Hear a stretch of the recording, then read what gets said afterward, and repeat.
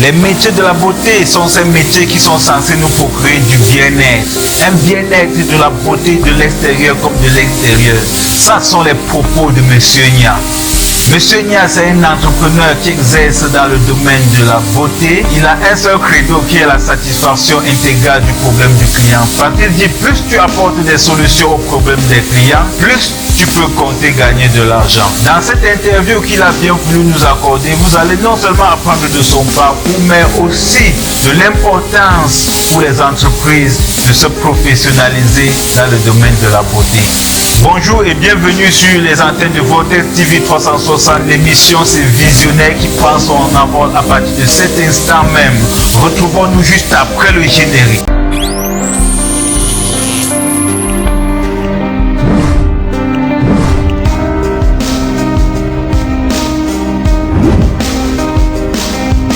Comme je disais dans mon propos introductif, aujourd'hui nous allons parler de la professionnalisation des entreprises dans les métiers de la beauté. Qui mieux que Monsieur Nia que nous recevons sur ce plateau pour nous édifier à ce sujet. Alors Monsieur Nia, bonjour. Bonjour à tous, bonjour. Bienvenue sur le plateau de Vortex TV 360 et l'émission Visionnaire. C'est moi qui vous remercie. C'est un grand plaisir de participer à cette émission qui se veut innovante. Voilà, et dites-nous un peu qui est Monsieur Nia de prime abord pour commencer. Bon, qu'est-ce que je vais dire? Parce que le plus souvent on avance au Cameroun avec de nombreuses casquettes. Oui. Vu que nous sommes ici pour parler des métiers de la beauté, oui, je vais donc essayer de donner une présentation qui me correspond pour ce qui est des métiers de la beauté. Donc à la base, M. Nia, c'est un jeune Camerounais qui est diplômé en communication, mais qui aujourd'hui se retrouve comme ça catapulté dans un domaine innovant, notamment les métiers de la beauté. Et donc dans ces métiers, j'y suis depuis quelques années déjà, notamment en qualité de directeur général de l'entreprise Sunrise Saal, qui existe comme ça depuis 12 ans, à Yaoundé, notamment au niveau de la... Comment on appelle ça encore, de la nouvelle Automisport en face du dépôt de gaz, donc non loin de la Mondi des Sauces. Et c'est une entreprise qui est aussi présente à Douala et éventuellement à Bafoussam et dans la ville de Biafra. Et déjà, vous avez parlé tout à l'heure des métiers de la beauté. C'est quoi les métiers de la beauté, Monsieur Nia? Bon, quand on parle de métiers de la beauté, on fait référence en fait à ces métiers-là qui ont pour mission de procurer ce qu'on appelle le plus souvent le bien-être. Parce que les gens ont souvent tendance à cataloguer la beauté avec uniquement le physique. Oui. Mais non, le bien-être de manière générale. Donc quand on parle de beauté, il n'y a pas seulement une question de beauté physique, mais aussi de beauté intérieure. Donc on peut par exemple citer comme métier de la beauté, je vais dire n'importe quoi, le métier d'esthéticienne, le métier de coiffeuse, ou encore même le métier de coach en bien-être, ce qui est innovant, ou encore de coach en image et autre chose. Donc les métiers de la beauté, j'ai envie de dire, c'est une sorte de panier avec beaucoup d'éléments à l'intérieur. Voilà. Oui, et vous personnellement, parce que le métier de la beauté, tel que vous le dites, est vaste. Et vous personnellement, vous êtes centré dans quel pan? Bon, à Sunrise, on a pris pour le moment un pouvoir qui est bien précis, notamment celui de la beauté physique, au travers je vais citer comme ça 3 métiers. Nous faisons de l'esthétique chez nous, nous faisons de la coiffure aussi, et nous faisons de la cosmétique. Ok, d'accord. Je suppose que déjà dans l'exercice de votre métier, vous rencontrez certainement beaucoup de difficultés. Est-ce que vous pouvez nous énumérer cela? Dans tous les domaines d'activité aujourd'hui, on rencontre des difficultés, je pense bien. Et donc dire que nous rencontrons des difficultés dans notre métier, je crois que c'est tout à fait normal. Mais vu que nous sommes ici pour parler de la professionnalisation des entreprises du domaine de la beauté, je vais comme ça peut-être m'attarder beaucoup plus sur les difficultés qui vont dans le sens de cette professionnalisation, notamment déjà chez les responsables de ces entreprises que nous sommes, chez les employés qui sont nos collaborateurs de tous les jours, mais aussi les difficultés qui émanent de la clientèle qui arrive à nous accorder une confiance permanente. Donc c'est un peu ça. Déjà, premièrement, je veux dire que l'environnement dans lequel nous nous trouvons, notamment, je ne veux pas dire au Cameroun, mais beaucoup plus en Afrique, est un environnement où les acteurs des métiers de la beauté ne sont pas assez valorisés. Donc, parfois, on a tendance à penser que c'est un métier, j'ai envie de dire, au rabais, que ce sont des métiers au rabais, ou des personnes qui parfois ont qui ont trop duré au chômage et qui ont besoin de prendre une reconversion. Oui. Dieu merci, aujourd'hui on arrive à voir vraiment une évolution très considérable au travers des entreprises qui naissent aujourd'hui et qui décident de faire dans ces métiers-là et qui proposent justement une offre avec un standing beaucoup plus élevé. Et on se dit que ce sont des métiers qui sont en train de rattraper le wagon, et il est donc important, vu qu'on se rapproche déjà considérablement des autres métiers, il est important donc qu'on arrive à voir comment on va faire pour professionnaliser réellement toutes les entreprises qui existent dans ce domaine. Mais dites-nous, monsieur Nia, vous dites que vous faites des efforts pour que ce métier atteigne le niveau des autres métiers. C'est pas comme si c'est un métier moins que les autres métiers. Un métier moins pour nous, acteurs, non. Mais plus souvent pour ceux qui nous observent de l'autre côté, parfois oui. Je vais prendre un exemple très simple. C'est-à-dire qu'on ne va pas valoriser par exemple une esthéticienne au même titre qu'une infirmière par exemple. Et pourtant l'esthéticienne a une étude beaucoup plus poussée par rapport à l'infirmière, déjà en termes de durée de la formation, déjà on dit même en termes de connaissances.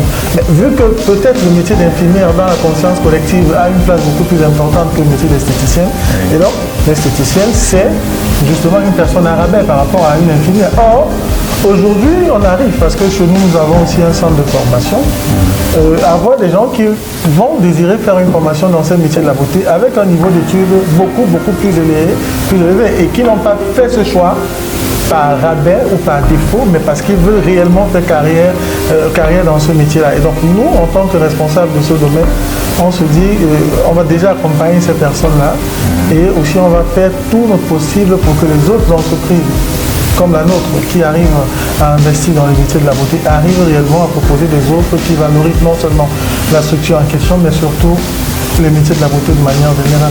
D'accord, vous avez dit quelque chose aussi d'assez important et j'aimerais que vous entrez un peu plus en profondeur tout à l'heure, ce manque de confiance entre vous et le client qui est en face. Oui, comment ça se passe très souvent?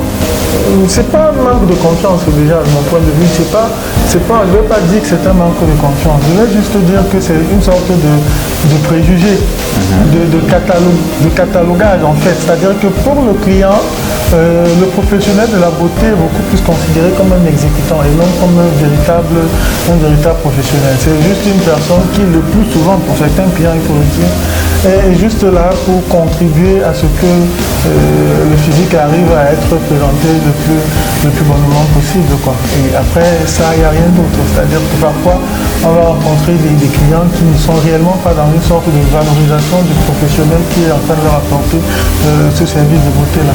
Voilà. Oui, donc vous militez pour que le physique soit mis en valeur. On ne milite pas pour que le physique soit mis en valeur.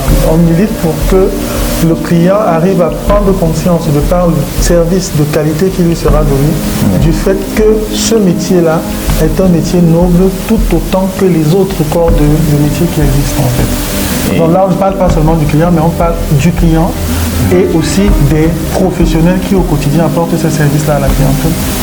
Donc c'est dans cette envie de vouloir créer cette connexion et cette satisfaction client que vous avez initié le projet de votre centre de formation ou bien? Bon, je vais dire oui, parce que Sunrise existe depuis 2010. Donc 2010, oui. En juin, ça fera 13 ans. Oui. Par contre, le centre de formation, quant à lui, existe depuis 2018, donc on est à la 5e année. Et l'initiative de mettre sur pied le centre de formation, c'était beaucoup plus pour essayer déjà nous-mêmes de mettre sur le marché un profil de professionnel des métiers de la beauté qui correspond à l'idée que nous faisons du professionnel des métiers de la beauté. C'est pour ça que chez nous, dans notre offre de formation, on apporte non seulement une formation technique, mais à côté, on apporte beaucoup d'autres modules complémentaires qui vont venir faciliter l'adaptation de nos apprenants par rapport à l'idée que nous avons du professionnel de la beauté. Oui, avant d'arriver dans vos offres de formation, j'aimerais savoir ce qui manque à vous, les professionnels de la beauté, pour être les vrais acteurs économiques. Comment je peux dire ça? De prime abord, j'ai envie de dire, il ne manque rien. Oui. Il ne manque rien parce que aujourd'hui, créer un institut de beauté de renom est tout aussi onéreux que créer une entreprise, par exemple. Ça, c'est clair. On va investir 10, 20, 30, 40, 50, 60, 100 millions pour avoir un institut de beauté qui répond aux standards qui sont aujourd'hui ceux qu'on attend d'un vrai institut de beauté. Et donc, j'ai envie de dire qu'il ne manque rien parce que quelqu'un qui sort 50 millions de sa poche pour mettre sur pied une entreprise, c'est quelqu'un qui a fait tout ce qu'il pouvait pour être considéré comme cela doit être. Maintenant, pourquoi je disais tout à l'heure j'ai envie? Parce que pour moi, le fossé ne se crée pas beaucoup plus par rapport à l'investissement que nous faisons. Le fossé se crée par rapport au profil de l'investisseur en fait. C'est-à-dire que nous-mêmes qui sommes des professionnels de ces métiers-là, parfois, lorsqu'on entre dans ce domaine, l'orientation que nous prenons est beaucoup plus une orientation qui est axée sur la recherche du profit, en fait, j'ai envie de dire. En disant, je mets 50 millions et je m'attends par exemple à ce que ça me rapporte chaque année peut-être sensiblement ça. Or, au vu des appréhensions que les gens de l'extérieur ont par rapport à notre métier, je me dis que nous, les professionnels de ce métier, on devrait d'abord mettre sur pied une réelle démarche professionnelle dans nos structures avant de penser au profit qui pourra émaner de différentes actions. Celui qui met son argent, c'est vraiment un entrepreneur, donc il a l'esprit calculateur. Est-ce que c'est donc méchant si quelqu'un investit son argent et attend un retour sur investissement, M. Nia? Bon, ça dépend de ce que vous entendez par... Oui, parce que il a mis, que vous avez dit, 50, 100 millions, mais dans votre démarche, vous dites que non, il n'est pas obligé d'attendre un quelconque retour sur investissement. Bon, je ne dis pas qu'il n'est pas obligé d'attendre.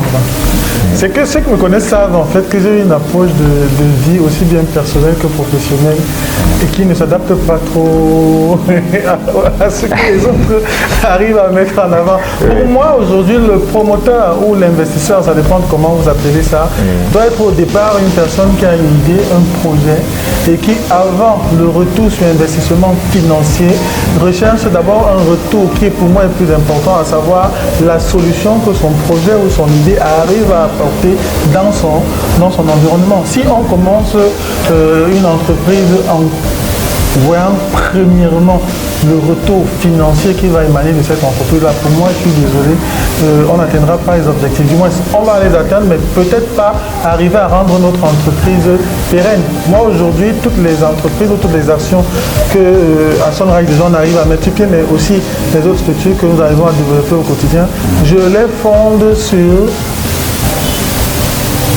un système qui vise à faire en sorte que les générations qui vont arriver, notamment sur le plan familial ou sur le plan professionnel, arrivent à trouver cette entreprise-là et à poursuivre l'action qui a été initiée dès aujourd'hui. Donc pour moi, c'est un peu ça.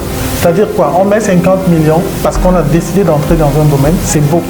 Mais une fois qu'on a investi les 50 millions, il est important d'avoir une réponse qu'on apporte par rapport à un problème qui a été déterminé bien au départ. Sinon, les 50 millions, pour moi, n'ont pas de sens. Maintenant, quand il y a déjà un problème qui a été décelé, comment je vais dire, le retour de l'investissement que nous avons fait est d'abord dans le pourcentage de résolution du problème qui a été décelé au départ, avant de voir un retour financier. Maintenant, si c'est le retour financier qui est le plus important, ça suppose que le problème qui a été décelé au départ n'était pas un problème de société, mais c'est un problème de bien-être personnel. Et moi, je ne suis pas d'accord avec ça quand on parle d'entrepreneur ou de promoteur.